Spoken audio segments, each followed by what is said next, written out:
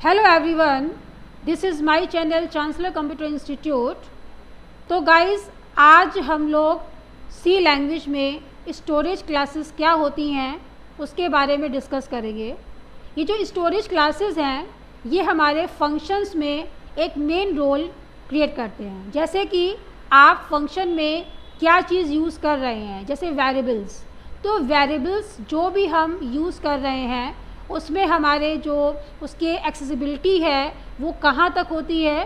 चूँकि हम लोग जो फंक्शंस का यूज़ करते हैं, फंक्शंस हमारे ब्लॉक ऑफ कोड्स होते हैं। अपने लास्ट वीडियो में मैंने फंक्शन के बारे में डिस्कस किया है, जिसमें मैंने डिफरेंट टाइप्स के वेरिएबल्स के बारे में डिस्कस किया है। जैसे अगर हम फंक्शन बनाते हैं, फंक्शन की कोडिंग करते हैं, तो हम लोग वहाँ पर वेरिएबल्स लेते हैं। उन वेरिएबल्स का जो यूज़ होता है उसकी एक्सेसिबिलिटी कहाँ तक होती है, यानी वो वेरिएबल्स किस टाइप के होते हैं, वेदर लोकल होते हैं कि ग्लोबल होते हैं। इस तरीके से हमारे पास कुछ ऐसे स्टोरेज क्लासेस हैं जिन्हें हम लोग इस्तेमाल करते हैं अपने फंक्शंस में। तो आज के टॉपिक में हम लोग स्टोरेज क्लासेस की बात करेंगे। तो let's start storage classes in C language. Storage classes क्या होती हैं? Storage classes are use to define the scope, यानी कि visibility and life time of variables and function. जैसे मैंने बताया कि जो हमारी स्टोरेज क्लासेस है ये मेनली यूज़ होती हैं फंक्शंस में, यानी फंक्शन में हम जो फंक्शंस के नेमिंग करते हैं, मेन फंक्शन बनाते हैं, या जो हम लोग अलग से फंक्शन की डेफिनेशन देते हैं उसमें हम लोग अलग अलग तरीके के वेरिएबल्स देते हैं। तो उस पर्टिकुलर वेरिएबल्स की या उस पर्टिकुलर फंक्शन की एक्सेसिबिलिटी, यानी कि उसकी विजिबिलिटी या उसका लाइफ टाइम कितना है। तो स्टोरेज क्लासेस हमारी उसी चीज़ के लिए यूज़ की जाती है, जिसमें हम अपने किसी भी वेरिएबल्स की या किसी भी फंक्शन के लाइफ टाइम और उसकी एक्सेसिबिलिटी के बारे में बताते हैं कि उसको हम कहाँ तक यूज़ कर सकते हैं या वो वेरिएबल्स कहाँ तक रिकॉग्नाइज होंगे। A storage class in C is use to describe the following things, यानी कि आपके पास जो स्टोरेज क्लासेस है वो कुछ चीज़ें डिस्क्राइब करती हैं, जैसे कि द वेरिएबल स्कोप, यानी कि वेरिएबल का स्कोप कितना है, कहाँ तक है, यानी उस वेरिएबल की एक्सेसिबिलिटी कहाँ तक है विद इन द फंक्शन या आउटसाइड द फंक्शन, या ओवरऑल पूरे प्रोग्राम में उसके स्कोप को ये रिप्रेजेंट करता है। उसके लोकेशन के बारे में, यानी लोकेशन का मतलब है कि आप मेन के बाहर वेरिएबल्स डिक्लेयर करते हैं या मेन के बाहर करते हैं या मेन के अंदर करते हैं। मतलब कि अगर आप मेन के बाहर करते हैं तो उसकी एक्सेसिबिलिटी ओवरऑल पूरे प्रोग्राम में होती है, और अगर अंदर करते हैं इसका मतलब वो लोकल है। The initialize value of a variable, यानी किसी भी एक वेरिएबल की इनिशियलाइज वैल्यू क्या है, यानी उसमें हम इनिशियल वैल्यू क्या पास कर रहे हैं। जैसे मैंने दिया into x is equals to 10, तो ये क्या हुआ, उसकी इनिशियल वैल्यू हुई जो हम किसी वेरिएबल में पास कर सकते हैं। Life time of a variable, यानी किसी भी एक वेरिएबल की लाइफ टाइम क्या है, यानी कि वो कब तक यूज़ होगा। आप अपने प्रोग्राम में जब तक आप काम कर रहे हैं तब तक उसकी एक्सेसिबिलिटी रहेगी या पूरे प्रोग्राम में रहेगी या विद इन फंक्शन रहेगी। तो स्टोरेज क्लासेस आपके वेरिएबल्स की लाइफ टाइम को भी रिप्रेजेंट करता है। Who can access a variable, आपके वेरिएबल को कौन एक्सेस कर रहा है, कौन सा फंक्शन यूज़ कर रहा है, या आप उसमें कौन सी स्टोरेज क्लास का यूज़ कर रहे हैं। तो इस तरीके से आपके पास ये 5 चीज़ें हैं जो स्टोरेज क्लासेस डिस्क्राइब करती हैं। तो अब इसी चीज़ को हम देख लेते हैं कि स्टोरेज क्लासेस कौन कौन सी होती हैं। देयर आर 4 स्टोरेज क्लासेस, आपके पास 4 स्टोरेज क्लासेस होती हैं। पहला है ऑटो, दूसरा है स्टैटिक, तीसरा है एक्सटर्न और ग्लोबल, एंड चौथा है रजिस्टर। ये 4 स्टोरेज क्लासेस जो होती हैं वो हमारे फंक्शंस में मेन रोल क्रिएट करती हैं। आप एक एक करके इनको अच्छे से समझिएगा।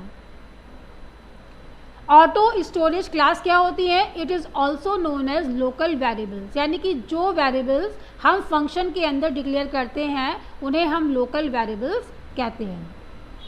Variables declared within function bodies are automatic by default, क्योंकि बाय डिफ़ॉल्ट जब आप किसी वेरिएबल को डिक्लेयर करते हैं वो हमारे क्या होते हैं, ऑटोमेटिक होते हैं by default. Local variables are those that are declared inside a function और मेन फंक्शन।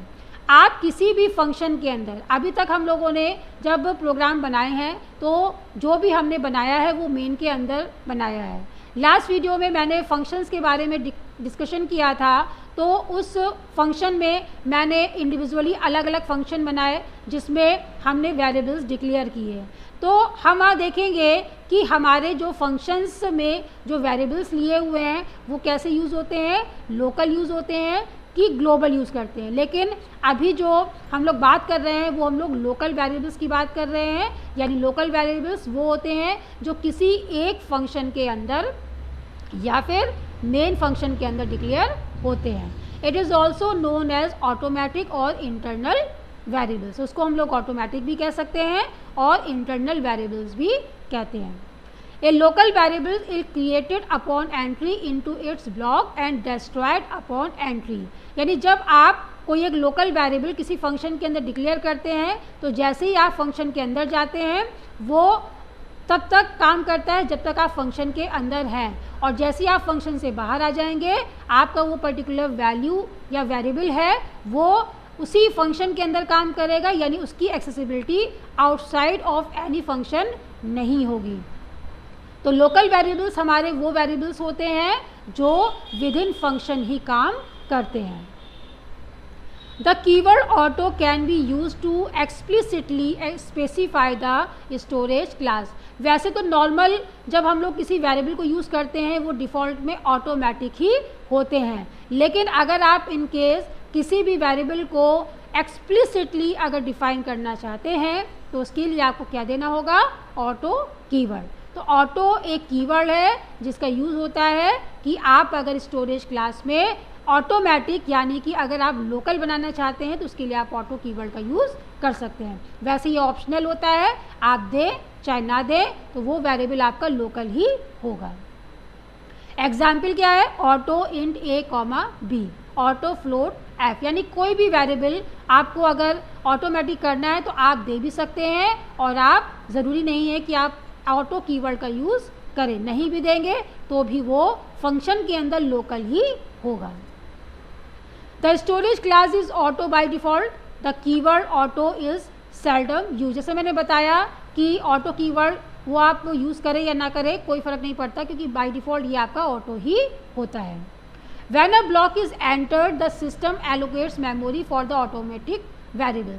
जब भी आपका ब्लॉक एंटर्ड होता है यानी जब भी आप फंक्शन के अंदर एंट्री मारते हैं तो आपका सिस्टम क्या करता है, ऑटोमेटिक वेरिएबल्स के लिए मेमोरी को एलोकेट कर देता है। तो यहाँ पर ऑटो कीवर्ड लगाएं या ना लगाएं कोई फ़र्क नहीं पड़ता है। बाय डिफ़ॉल्ट जो वेरिएबल्स आप फंक्शन के अंदर डिक्लेयर करते हैं वो कैसे होते हैं, ऑटोमेटिक वेरिएबल्स। एक छोटा सा प्रोग्राम है ये आपका लोकल वेरिएबल्स का, जिसमें हमने यहाँ पर देखिए ये आपने हेडर फाइल इंक्लूड की है, ये दो फंक्शंस लिए हैं। ये देखिए आपका फंक्शन क्या है, डिक्लेरेशन, वॉइड फंक्शन 1 फंक्शन 2। ये हमने क्या किया है, फंक्शन को डिक्लेयर किया है, वॉइड में लगाया है int M is equals to 1000। अब देखिए अगर इस प्रोग्राम को आप ध्यान से देखेंगे तो मैं इसको रन करा के बताती हूँ कि ये कैसे रन होगा। वॉइड मेन में जो मैंने int M is equals to 1000 लिया है वो इस मेन के लिए क्या है, लोकल है। तो यहाँ पर जब मेन के अंदर ये m रिकॉग्नाइज होगा तो ये क्या वैल्यू लेगा, 1000 लेगा। इसके बाद यहाँ से देखिए डायरेक्टली क्या किया, फंक्शन 2 को कॉल कर लिया गया है। अब देखिए इसके बाद नेक्स्ट स्टेटमेंट फंक्शन 2 है, जैसे ही फंक्शन 2 कॉल होगा ये सीधे फंक्शन 2 की बॉडी में जंप करेगा, यानी कि यहाँ पर जंप करेगा। यानी जब ये फंक्शन कॉल होगा सीधे फंक्शन 2 की बॉडी में जंप करेगा और यहाँ पर int m is equals to 100। देखिए आपने m यहाँ भी लिया हुआ है और m यहाँ भी लिया हुआ है, तो यहाँ पर m की वैल्यू कितनी है, 100 है। इसके बाद यहाँ पर क्या है, फंक्शन 1 को कॉल कर, यानी फंक्शन 2 के अंदर आप फंक्शन 1 को कॉल कर रहे हैं, यानी किसी भी एक फंक्शन के अंदर आप किसी दूसरे फंक्शन को कॉल कर सकते हैं। तो फंक्शन 1 कॉल करेगा तो इसके बाद नेक्स्ट लाइन आपकी फंक्शन 1 कॉल करने के बाद ये सीधे क्या करेगा, जंप करेगा फंक्शन 1 पे।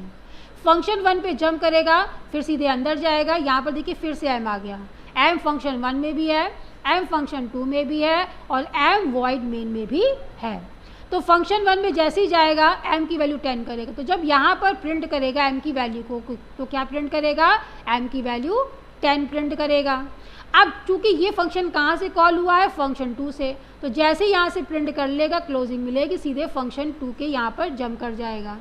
चूंकि फंक्शन 1 तो हम कॉल कर चुके हैं, तो सीधे क्या करेगा, ये प्रिंट करेगा। यहाँ पर m की वैल्यू क्या लेगा, ये 100 लेगा, क्योंकि लोकल वेरिएबल्स हैं। यहाँ पर मैं आपको बता रही हूँ लोकल वेरिएबल्स के बारे में। तो लोकल वेरिएबल्स हमारे क्या होते हैं, विद इन फंक्शन वर्क करते हैं। तो इसके अंदर जब हम बात करेंगे तो ये m की वैल्यू कितनी आएगी, 10 आएगी। जब वापस यहाँ पर आ जाएगा तो यहाँ पर m की वैल्यू क्या हो जाएगी, 100 हो जाएगी। और जब चूँकि ये फंक्शन कहाँ से कॉल हुआ है, यहाँ से, तो ये वापस कहाँ चला जाएगा, यहाँ पर चला जाएगा। यहाँ पर m की वैल्यू क्या हो जाएगी, 1000 हो जाएगी।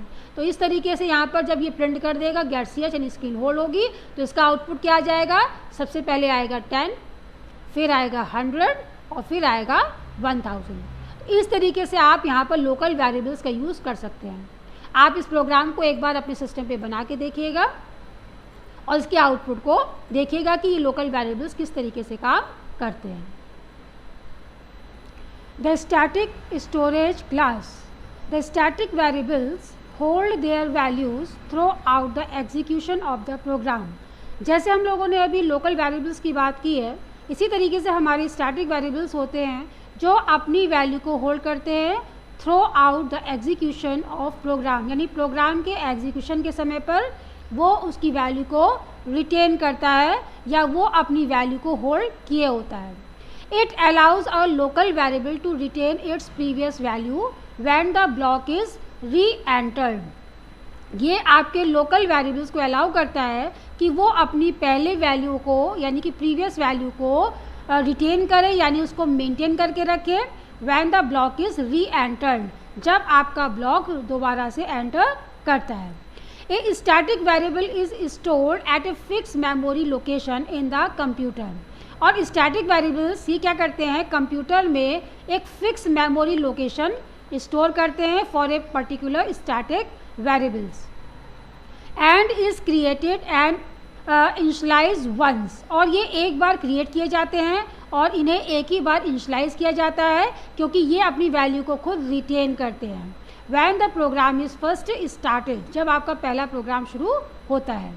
सच a variable maintains its value between calls to the block. और इस तरीके के वेरिएबल्स जब हमारे फंक्शन के बीच में कॉलिंग होती है, फॉर एग्जांपल कि we have a program having 2 और 3 फंक्शंस, और वहाँ पर हमने स्टैटिक वेरिएबल्स का यूज़ किया हुआ है, तो वो जब हम कॉलिंग करते हैं तो ये क्या करता है कि उसकी वैल्यू को मेंटेन करे रहता है, यानी ये उसकी वैल्यू को रिटेन करता है। अब मैं बार बार बोल रही हूँ रिटेन, तो रिटेन का मतलब होता है कि फॉर एग्जांपल कि मैंने एक वेरिएबल लिया हुआ है, स्टैटिक वेरिएबल लिया हुआ है, और अगर हम कॉलिंग के समय पर उस वैल्यू को इंक्रीमेंट करते हैं बार बार और फंक्शन को बार बार कॉल करते हैं, तो जो हमारे लोकल वेरिएबल्स होते हैं वो स्टार्टिंग से हमारी वैल्यू को ज़ीरो करके चलते हैं, या जो हमने वैल्यू असाइन की होती है वो उसी वैल्यू के साथ में चलते हैं। लेकिन स्टैटिक जो वेरिएबल्स होते हैं वो, जैसे मैंने इसकी वैल्यू को 0 लिया या 1 लिया है, और जब हम इसका इंक्रीमेंट करेंगे तो जब वो फंक्शन कॉलिंग के अंदर आएगा या फंक्शन की बॉडी में आएगा तो वो उसकी वैल्यू को प्लस करता जाएगा। जैसे फॉर एग्जांपल पहले 0 था, जब इंक्रीमेंट होगा तो 1 आ जाएगा, जब इंक्रीमेंट होगा तो 2 आ जाएगा। इस तरीके से ये इसकी वैल्यू को रिटेन करता है। तो ये आपकी जो वेरिएबल्स है ये अपनी वैल्यू को मेंटेन करते हैं, और ये फंक्शंस के अंदर एंड कंपाउंड स्टेटमेंट्स दोनों के अंदर ही उसको मेंटेन करता है। In which it is defined when a static variable is not initialised it takes a value of 0। यानी अगर हम स्टैटिक वेरिएबल को इनिशियलाइज नहीं करते हैं तो इसकी जो डिफ़ॉल्ट वैल्यू होती है वो 0 ही होती है। यानी कि अगर हम स्टैटिक वेरिएबल्स को इनिशियलाइज करें या ना करें, ये इसकी वैल्यू को 0 ही इनिशियलाइज करता है।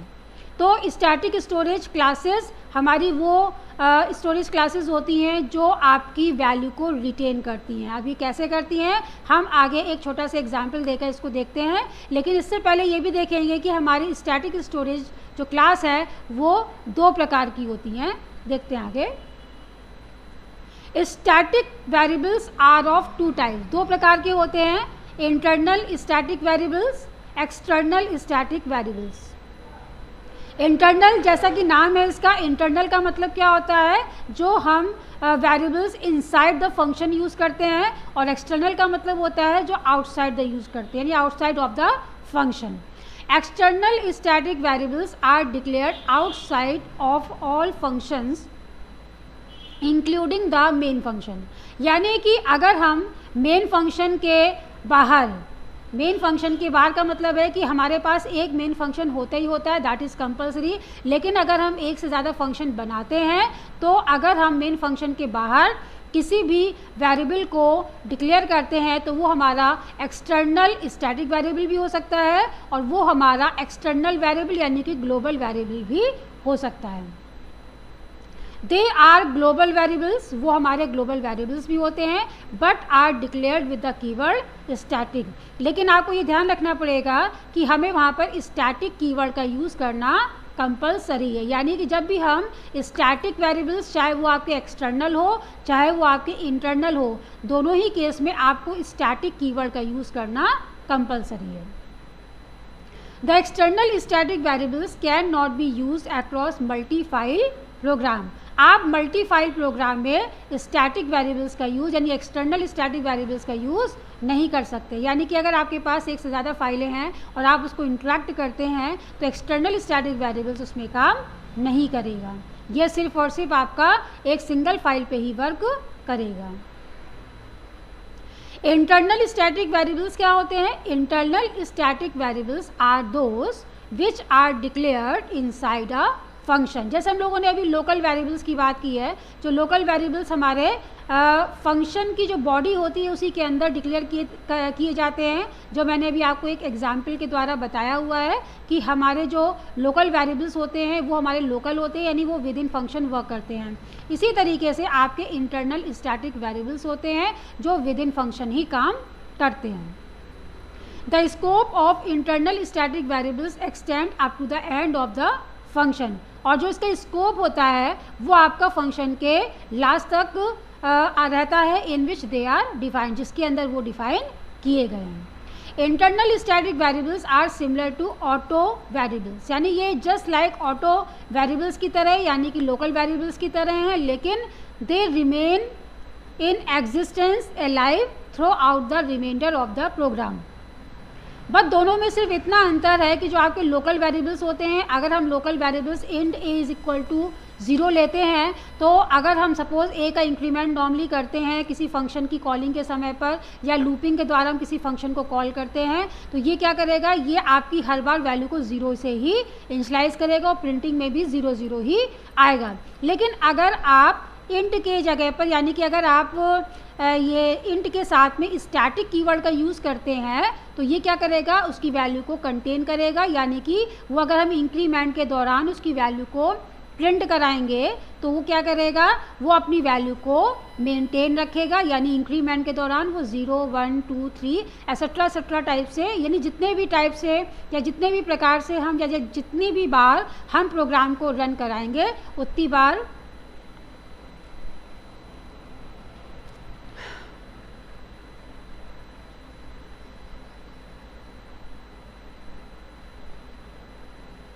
फंक्शन कॉलिंग के दौरान अगर हम स्टैटिक वेरिएबल्स में कोई चेंजमेंट करते हैं या इंक्रीमेंट या डिक्रीमेंट करते हैं, तो ये उसकी वैल्यू को मेंटेन करेगा या इंक्रीमेंटेड वैल्यू आपको डिस्प्ले करेगा। अब इसका एक छोटा सा एग्जाम्पल है, वॉइड वैल्यू अंडरस्कोर एक्स। ये एक फंक्शन दिया हुआ है, ये हमने क्या किया है, फंक्शन डिक्लेरेशन जो हम मेन के बाहर करते हैं। मेन के अंदर इंट आई लिया है, लूप चलाया है आई इज इक्वल टू 0 से 2 तक, यानी कि 3 बार लूप चलेगा। ये देखिए इसके अंदर क्या किया है, फंक्शन को कॉल किया है। फंक्शन को जैसे ही कॉल करेंगे, जब आई की वैल्यू 0 होगी, I is less than equals to 2, condition true, जैसे ही फंक्शन कॉल होगा फंक्शन की बॉडी में जंप करेगा। और फंक्शन की बॉडी में जंप करने पर ये आपके पास देखिए स्टैटिक आपने कीवर्ड लिया हुआ है। स्टैटिक मैंने बताया था कि ये अपनी वैल्यू को रिटेन करता है, तो इंट एक्स, यानी कि ये बाय डिफ़ॉल्ट इसकी वैल्यू क्या ले लेगा, 0 ले लेगा। और जब हम यहाँ पे इसको प्रिंट कराएंगे तो ये 0 प्रिंट करेगा। एक्स का इंक्रीमेंट किया तो एक्स की वैल्यू क्या हो जाएगी, 1 हो जाएगी। चूँकि स्टैटिक हमने कीवर्ड का यूज़ किया है तो एक्स की वैल्यू 1 होगी। और जब ये वापस कहाँ जाएगा, क्योंकि फंक्शन की क्वालिटी क्या होती है कि फंक्शन जहाँ से कॉल होता है वहीं पर रिटर्न होता है, तो सीधे फिर से ब्लॉक के अंदर जाएगा, क्योंकि ये फंक्शन यहाँ से कॉल हुआ था। आई का इंक्रीमेंट करेगा, आई की वैल्यू हो जाएगी 1, फिर से फंक्शन कॉल होगा, सीधे फंक्शन की बॉडी में जंप करेगा। अब चूंकि मैंने यहाँ पर कीवर्ड स्टैटिक का यूज़ किया है तो इसने इसकी वैल्यू को रिटेन कर रखा है, यानी जब इंक्रीमेंट हुई थी तो एक्स की वैल्यू क्या थी, 1 थी। जब इसकी वैल्यू 1 थी तो जब यहाँ प्रिंट करेगा तो क्या प्रिंट करेगा, 1।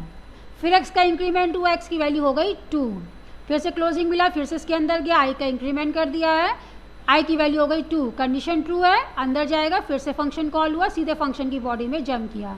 फिर से स्टैटिक चूंकि लिया हुआ है यहाँ पर, तो क्या कर रहा है, एक्स की वैल्यू 2 ही रहेगी, यहाँ पर प्रिंट करेगा, एक्स की वैल्यू 2 होगी, एक्स का इंक्रीमेंट, एक्स की वैल्यू 3 हो गई, क्लोजिंग हुआ, फिर से ऊपर आया, आई का इंक्रीमेंट, कंडीशन फेल, सीधे गेट ch हुआ, स्क्रीन होल्ड हुई और आपका प्रोग्राम फिनिश। तो इस तरीके से ये स्टैटिक कीवर्ड का काम है कि यहाँ पर आंसर क्या आएगा, 0 1 2, यानी x is equal to 0, x is equals to 1, x is equals to 2। लेकिन अगर ये नॉर्मल इंट आप लेते तो क्या होता, x में पहली बात तो गार्बेज वैल्यू होती और वो उसी के साथ में काम करता और बार बार वही garbage value same value print करता। अगर इन केस कि आप यहाँ पर x के साथ में 0 भी लेके चलेंगे तो हर बार क्या प्रिंट करेगा, 0 0 0। तो इस तरीके से जो नॉर्मल लोकल वेरिएबल्स हैं वो आपकी वैल्यू को रिटेन नहीं करते हैं, लेकिन स्टैटिक क्या करते हैं, ये अपनी वैल्यू को रिटेन करके चलते हैं। तो this is the example of static variables. अब हम लोग बात करते हैं स्टोरेज क्लास एक्सटर्न की। एक्सटर्न का मतलब है ये हमारे ग्लोबल वेरिएबल्स भी कहे जाते हैं। ग्लोबल वेरिएबल्स वो वेरिएबल्स होते हैं जो हमारे आउटसाइड द फंक्शन काम करते हैं। Global variables are declared outside a function and its storage class is external। यानी ग्लोबल वेरिएबल्स आपके आउटसाइड द फंक्शन डिक्लेयर किए जाते हैं और इसकी स्टोरेज क्लास क्या है, एक्सटर्न, यानी एक्सटर्न कीवर्ड का यूज़ किया जाता है यहाँ पर। Variables that are both active and alive throughout the entire program are known as global और एक्सटर्नल वेरिएबल्स। यानी वो वेरिएबल्स जो हर जगह आपके एक्टिव रहते हैं, यानी कि ओवरऑल पूरे प्रोग्राम में अगर आपने कोई ग्लोबल वेरिएबल्स लिया है, फॉर एग्जांपल मेन के बाहर मैंने एक वेरिएबल लिया हुआ है int x is equals to 10, तो ये जो int x is equals to 10 है वो आपके ओवरऑल पूरे प्रोग्राम में वर्क करेगा। तो यहाँ कहने का मतलब ये है कि जो ग्लोबल वेरिएबल्स और एक्सटर्नल वेरिएबल भी इसको कहते हैं, ये हम आउटसाइड द फंक्शन यूज़ करते हैं और इसका एग्जिस्टेंस पूरे प्रोग्राम में अवेलेबल रहता है। These variables are declared outside a function and hold their value throughout the program execution। यानी इसका जो फंक्शन का जो डिक्लेरेशन है, यानी कि जो function These variables are declared outside a function, यानी कि जो भी फंक्शन हम फंक्शन के बाहर जो भी हम वेरिएबल्स देते हैं वो हमारे क्या होते हैं, वो हमारे ग्लोबल होते हैं एंड होल्ड देयर वैल्यू, ये अपनी वैल्यू को होल्ड करते हैं throughout the program execution, यानी एग्जीक्यूशन के दौरान ये अपनी वैल्यू को कंटेन करे रहते हैं। These variables can be declared either outside the main function or declared anywhere before its first use as long as they are not written a function।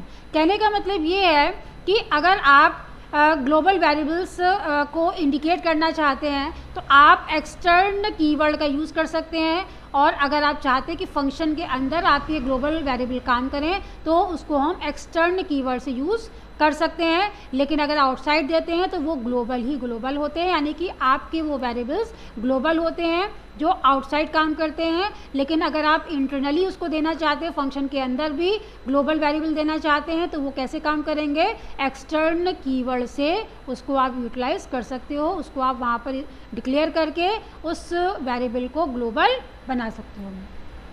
Local gets preference by global, यानी कि local आपका preference ज़्यादा पाता है, क्योंकि अगर आपके global variables हैं और इंटरनली आपने किसी फंक्शन के अंदर लोकल वेरिएबल लिया हुआ है उसी सेम नाम का, तो लोकल वेरिएबल्स उसके अंदर के जो वैल्यू है वो उसी के फंक्शन के अंदर वर्क करेगी, ग्लोबल का कोई एग्जिस्टेंस नहीं होगा अगर सेम वेरिएबल्स होते हैं तो आपके एक्सटर्न कीवर्ड का यूज़ किया जा सकता है यहाँ पर कि अगर आप इंटरनली फंक्शन के अंदर एक्सटर्न कीवर्ड के द्वारा आप किसी वेरिएबल को ग्लोबल बना सकते हैं। अगर आप एक्सटर्न कीवर्ड का यूज़ नहीं करते हैं तो वो आपके लोकल वेरिएबल होंगे, लेकिन अगर आप चाहते हैं कि ग्लोबल वेरिएबल आपके काम करे तो वो आप आउटसाइड ऑफ फंक्शन यूज़ कर सकते हैं। यानी हेडर फाइल के नीचे आप जब किसी वेरिएबल को यूज़ करते हैं तो वो आपके ग्लोबल वेरिएबल ही होते हैं। ये एग्जाम्पल है आपका ग्लोबल वेरिएबल का, देखते हैं जहाँ पर हेडर फाइल इंक्लूड की है। इसके बाद आपने यहाँ पर 3 वेरिएबल्स लिए हैं, x is equals to 1, y is equals to 2, z is equals to 3। ये वेरिएबल्स हमने फंक्शन के ऊपर दिए हुए हैं, तो ये हमारे कैसे वेरिएबल्स हैं, ग्लोबल वेरिएबल हैं।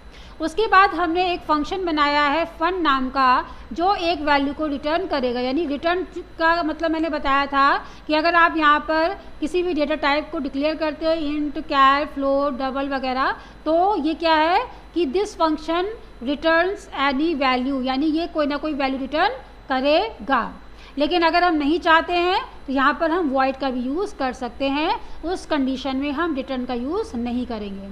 तो ये हमने फंक्शन डिक्लेयर किया है, मेन शुरू किया, फिर यहाँ पर प्रिंट कराया है और प्रिंट के अंदर ही हमने फंक्शन को यूज़ किया है, यानी फन फंक्शन कॉल किया है।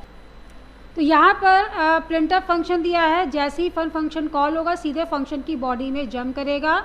अब देखिए यहाँ पर क्या है कि इंट y और z दिया हुआ है, यानी आपने ये क्या यूज़ किया हुआ है, लोकल वेरिएबल। जैसे मैंने बताया कि जो आपके लोकल वेरिएबल्स होते हैं वो आपके प्रेफरेंसेस ग्लोबल वेरिएबल से ज़्यादा होते हैं। तो यहाँ पर क्या है कि जो yz है वो आपका इस ग्लोबल वेरिएबल से बिल्कुल डिफरेंट होगा, यानी कि ये वैल्यू तो पूरी जगह एक्सेसिबल होगी, लेकिन अगर आपने वही सेम वेरिएबल्स का यूज़ फंक्शन की बॉडी में किया है तो जो ग्लोबल वेरिएबल्स का उसका कोई मतलब नहीं है। तो यहाँ पर आपने y, z दिया हुआ है, x is equals to y is equals to z is equals to 4, यानी आपने क्या किया है, तीनों में वैल्यू क्या पास कर दी है, 4। तो जब यहाँ पर ये वैल्यू को रिटर्न करेगा यानी एडिशन करेगा तो तीनों में क्या वैल्यू आएगी, 4 + 4 + 4। तो ये आपकी क्या है, वैल्यू को ऐड करके रिटर्न करेगा ये आपका 12। तो जब यहाँ पर इसकी वैल्यू प्रिंट करेगा तो क्या करेगा, 12 प्रिंट करेगा। इसके बाद नेक्स्ट आपका आता है प्रिंट, यहाँ पर आपने तीनों वैल्यू को प्रिंट कराया है x, y, z। तो जैसे मैंने यहाँ पर देखा है कि जो x की वैल्यू क्या थी आपकी, चूँकि यहाँ पर हम इसका चेंजमेंट कर चुके हैं तो x की वैल्यू 1 ना हो करके क्या हो जाएगी आपकी, 4 हो जाएगी। और जो आपकी y की वैल्यू क्या हो जाएगी, y की वैल्यू 2 ही रहेगी और z की वैल्यू 3 रहेगी, क्योंकि ये जो आपका है ग्लोबल वेरिएबल्स है जो कि आपका ओवरऑल पूरे प्रोग्राम में वर्क करता है। लेकिन आपने चूंकि यहाँ पर yz लिया हुआ था और उसकी वैल्यू को भी असाइन किया था, तो ये सिर्फ इसके अंदर आपका yz काम करेगा, जो कि यहाँ पर काम नहीं करेगा। वहाँ यहाँ पर क्या काम करेगा आपका, 2 और 3। तो जो हमारी ये वैल्यू प्रिंट होगी वो क्या होगी, 4, 2, 3। x की वैल्यू 4 क्यों होगी, क्योंकि यहाँ पर हमने x की वैल्यू को क्या कर दिया था, चेंज कर दिया था। तो इस तरीके से आप ग्लोबल वेरिएबल्स का यूज़ कर सकते हैं। अब हम लोग बात करते हैं रजिस्टर स्टोरेज क्लास। ये क्या होती है, रजिस्टर मेमोरी होती है। अगर आप अपने डेटा टाइप को या वेरिएबल्स को एज एन रजिस्टर स्टोर करना चाहते हैं तो उसके लिए हमारे पास रजिस्टर कीवर्ड होता है, जिसके द्वारा हम किसी वेरिएबल को रजिस्टर में स्टोर कर सकते हैं। This is like auto except that it asks the compiler to store the variable in one of the CPU fast internal register, यानी कि ये आपका ऑटो की तरह ही होता है। यानी ऑटो मतलब लोकल वेरिएबल की तरह ही होता है, लेकिन ये आपके कंपाइलर से पूछता है कि आप अपनी वैल्यू को स्टोर करना चाहते हैं, यानी कि इंटरनल रजिस्टर्स में कहाँ पर स्टोर करना चाहते हैं। The use of storage class register is an attempt to improve execution speed। चूँकि रजिस्टर्स जो होते हैं वो बहुत ही फास्ट होते हैं, तो अगर आप अपने प्रोग्राम में एग्जीक्यूशन स्पीड को बढ़ाना चाहते हैं, एनहांस करना चाहते हैं, तो कुछ वेरिएबल्स आप जो रजिस्टर स्टोरेज क्लास में डिफाइन कर सकते हैं।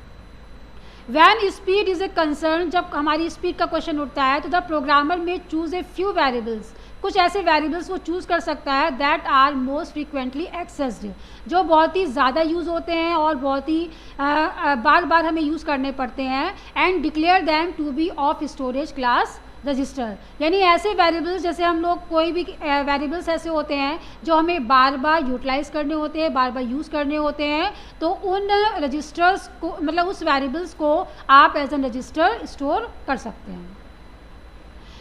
The keyword register is use to declare these variables, यानी यहाँ पर रजिस्टर कीवर्ड का यूज़ किया जाता है to declare a register variable, जैसे कि register int x, register int counter. यानी कोई वेरिएबल अगर आप चाहते हैं कि आप उसको एज एन रजिस्टर स्टोर करें तो आप रजिस्टर स्टोरेज क्लास का यूज़ कर सकते हैं। The declaration register i is equivalent to register int i, तो चाहे आप रजिस्टर आई लिखें या रजिस्टर इंट आई लिखें, तो इस तरीके से आप ऐसे वेरिएबल्स जो आप बार बार फ्रीक्वेंटली यूज़ करते हैं, कुछ ऐसे वेरिएबल्स जो आप बार बार यूज़ करते हैं, उन्हें आप रजिस्टर स्टोरेज क्लास का नाम दे सकते हैं। अब ये क्या है, लाइफ टाइम एंड विजिबिलिटी यानी स्कोप ऑफ स्टोरेज क्लास। जैसे अभी हम लोगों ने पहले डिस्कस किया है कि जो हमारी स्टोरेज क्लासेस जैसे ऑटो है, उसकी जो लाइफ टाइम होती है लोकल होती है, उसकी विजिबिलिटी भी लोकल होती है विद इन फंक्शन। एक्सटर्न का मतलब क्या होता है, ये ग्लोबली काम करते हैं और ये आउटसाइड द फंक्शन आपके काम करते हैं, यानी कि आप आउटसाइड द फंक्शन जब डिक्लेयर करते हैं तो वो हमारे ग्लोबल या एक्सटर्न वेरिएबल्स होते हैं। ग्लोबल का काम क्या होता है, ये हमारे पूरे फंक्शनों में काम कर सकते हैं अगर आप उसको लोकली डिक्लेयर नहीं करते हैं। स्टैटिक भी ग्लोबल होते हैं और इसकी विजिबिलिटी लोकल होती है। रजिस्टर भी आपके लोकल होते हैं, उसकी विजिबिलिटी भी लोकल होती है। यानी इनमें से क्या है कि आप अगर फंक्शन यूज़ कर रहे हैं और फंक्शन में आप किसी भी वेरिएबल्स को एक स्टोरेज क्लास देना चाहते हैं उसकी लाइफ टाइम के हिसाब से, तो आप स्टोरेज क्लासेस का यूज़ कर सकते हैं। अब हम बात करते हैं the type qualifiers const and volatile. Const and volatile क्या होते हैं, ये आपके क्वालिफायर्स होते हैं। क्वालिफायर का मतलब है कि ये ऐसी वैल्यूज़ होती हैं जो एक रेस्ट्रिक्शंस प्रोवाइड करती हैं, या जो हमारे प्रोग्राम में जैसे कॉन्स्ट है, कॉन्स्ट का मतलब होता है कांस्टेंट वैल्यू प्रोवाइड करना, कि that value can not be changed at further. The type qualifiers const and volatile restrict, ये रेस्ट्रिक्ट करता है और qualify the way an identifier of a given type can be use, यानी किसी भी identifier को जो हमने नेम दिया हुआ है किसी भी टाइप का, उसे हमें कैसे यूज़ करना है। कॉन्स्ट स्टोरेज क्लास क्या होती है, variables can be qualified as const, यानी ऐसे वेरिएबल्स आप कॉन्स्ट में क्वालिफाई कर सकते हैं to indicate that they are really constant. यानी कॉन्स्ट का मतलब होता है कि आप किसी वेरिएबल को अगर उसकी वैल्यू को कॉन्स्ट में डिक्लेयर करते हैं तो वो constant value can not be change, can not be modified at your program, that can initialise but can not be change. जैसे होता है कि कांस्टेंट वैल्यू आपने पास की है और उस कांस्टेंट वैल्यू वो फिक्स हो गई, जैसे जस्ट लाइक अगर हम बात करते हैं पाई की वैल्यू, कुछ ऐसी वैल्यूज़ होती हैं जो फिक्स होती हैं, जैसे पाई की वैल्यू होती थी 0.14 समथिंग होती है, तो ये क्या होती है, ये फिक्स वैल्यू होती है, तो इस टाइप की वैल्यू को हम कांस्टेंट में डिक्लेयर कर सकते हैं। लेकिन फिर भी कुछ ऐसे वेरिएबल्स की वैल्यू है जो आप देना चाहते हैं कि आप चाहते हैं कि वो कभी भी चेंज ना हो ओवरऑल आपके पूरे प्रोग्राम में, तो आप कॉन्स्ट कीवर्ड का यूज़ कर सकते हैं। तो कॉन्स्ट स्टोरेज क्लास में से कॉन्स्ट कीवर्ड का यूज़ किया जाता है which is use to declare constant variable. इसको डिक्लेयर करने के लिए क्या करते हैं, const int k is equals to 5, यानी अब हम के को ना ही चेंज कर सकते हैं और ना ही मॉडिफाइड कर सकते हैं। जैसे अभी प्रीवियस प्रोग्राम में हमने एक्स की वैल्यू को चेंज किया था, लेकिन अगर वहाँ पर कॉन्स्ट का यूज़ करेंगे तो we can not change that variable.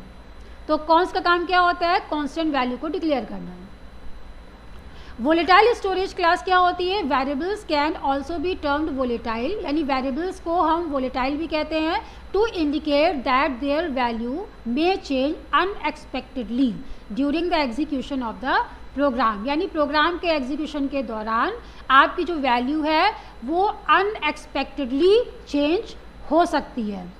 It tells the compiler, और ये आपके कंपाइलर को बताती है that the value of the variable may change, यानी कि आपकी वैल्यू चेंज हो सकती है एट एनी टाइम, किसी भी समय पर, विदाउट एनी एक्शन, यानी कोई भी एक्शन यानी कोई भी टास्क परफॉर्म किए बगैर आपकी वैल्यू चेंज हो सकती है।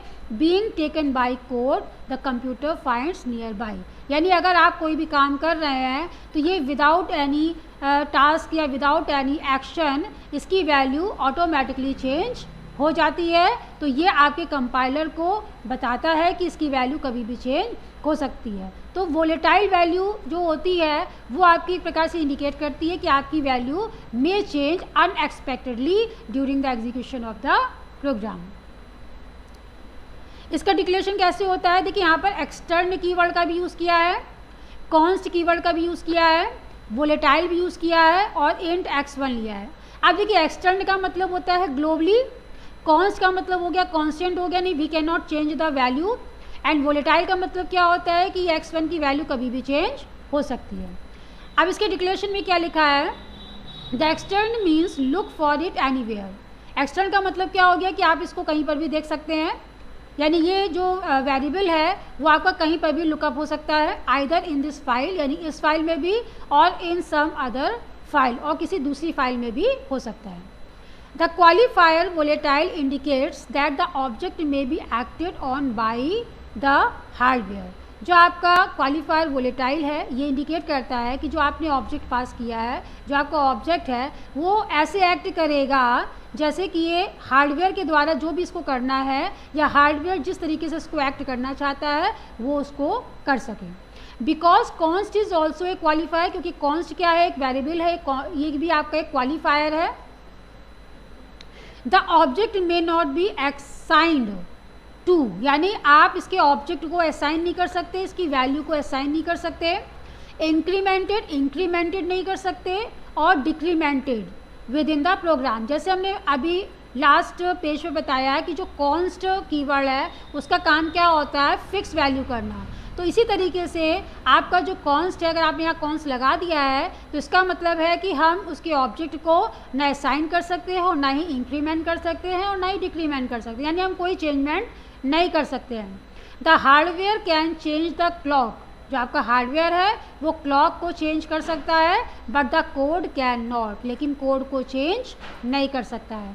तो अगर आपको लगता है कि किसी भी वेरिएबल को हम वोलेटाइल डिक्लेयर करें या किसी वेरिएबल को हम कॉन्स्ट डिक्लेयर करें, अगर ये हमारे प्रोग्राम की रिक्वायरमेंट है तो आप उसको एक रेस्ट्रिक्शंस लगा सकते हैं, वहाँ पर आप इस तरीके के वेरिएबल्स का यूज़ कर सकते हैं, जो कि आपका स्टोरेज क्लास का ही पार्ट होता है। डिक्लेयरिंग वेरिएबल्स, जैसे भी हम लोगों ने पढ़ा कि जो हमारे लोकल वेरिएबल्स हैं, ग्लोबल वेरिएबल्स हैं, इनमें हमें वैल्यूज़ या वेरिएबल्स कहाँ पर डिक्लेयर करने हैं, रजिस्टर वेरिएबल्स हैं या स्टैटिक वेरिएबल्स हैं, तो यह भी हम लोगों ने पीछे देखा हुआ है। तो इसी तरीके से यहाँ पर जब भी हम किसी वेरिएबल को डिक्लेयर करते हैं तो हमें 3 प्लेसेस का ध्यान रखना पड़ता है कि हमें अपने वेरिएबल्स को यहाँ पर डिक्लेयर करना है, जैसे कि इनसाइड फंक्शन, फंक्शन के अंदर डिफाइन करना जो आपके लोकल होते हैं। इन the definition of function parameters, आप फंक्शन जब डिफाइन करते हैं तो वहाँ पर आप यूज़ करते हैं, और outside of the function, and outside of the function का मतलब होता है फंक्शन के बाहर डिक्लेयर करना है। If they are declared inside function, अगर आप फंक्शन के अंदर डिक्लेयर करते हैं वेरिएबल्स को तो they are called local variables, वो हमारे लोकल वेरिएबल्स होते हैं। If in the definition of the function, अगर फंक्शन की डेफिनेशन में होते हैं तो उसे हम लोग फॉर्मल पैरामीटर्स बोलते हैं। अगर outside of the all function होता है तो इसका मतलब है कि वो हमारे ग्लोबल वेरिएबल्स होते हैं। तो इस तरीके से हमें ये पहचान होनी चाहिए कि हम वेरिएबल्स का यूज़ कहाँ करें और उसका जो एग्जिस्टेंस है वो कहाँ तक वर्क करेगा। तो गाइज़, आज की वीडियो में हम लोगों ने स्टोरेज क्लासेस के बारे में डिस्कस किया है, जो हमारे जो ओ लेवल के स्टूडेंट्स हैं उन लोगों के लिए बहुत ही इंपॉर्टेंट कॉन्सेप्ट होता है, क्योंकि उनके एग्ज़ाम में जो आपके मल्टीपल चॉइस वगैरह होती हैं उसमें शॉर्ट क्वेश्चंस पूछे जाते हैं, फिर शॉर्ट क्वेश्चंस आते हैं और वो उसके आउटपुट को पूछते हैं, उसके रिज़ल्ट को पूछते हैं। तो अगर हमें स्टोरेज क्लासेस की नॉलेज होगी तभी हम उसके वैल्यूज़ को एग्जामिन कर पाएंगे। तो जो ओ लेवल के स्टूडेंट्स हैं उनके लिए वीडियो बहुत ही इम्पॉर्टेंट है, और अगर आपको इसमें कोई प्रॉब्लम होती है तो प्लीज़ उसको मुझे कमेंट बॉक्स में लिख करके ज़रूर बताइएगा। और आपको ये वीडियो कैसा लगा ये भी मुझे बताइएगा कि ये वीडियो आपको कैसा लगा है। अगर आपको वीडियो अच्छा लगा तो प्लीज़ इस वीडियो को लाइक करिए, शेयर करिए एंड सब्सक्राइब करिए, और बेल आइकन प्रेस करना ना भूलें, ताकि हमारे जो नए नए वीडियोज़ हैं उसके नोटिफिकेशन सबसे पहले आपको मिले। और जल्दी ही हम आगे और भी इसमें जो सी लैंग्वेज में और आगे की चीज़ें हैं वो जल्दी ही लेकर के आएंगे। Till then, bye bye.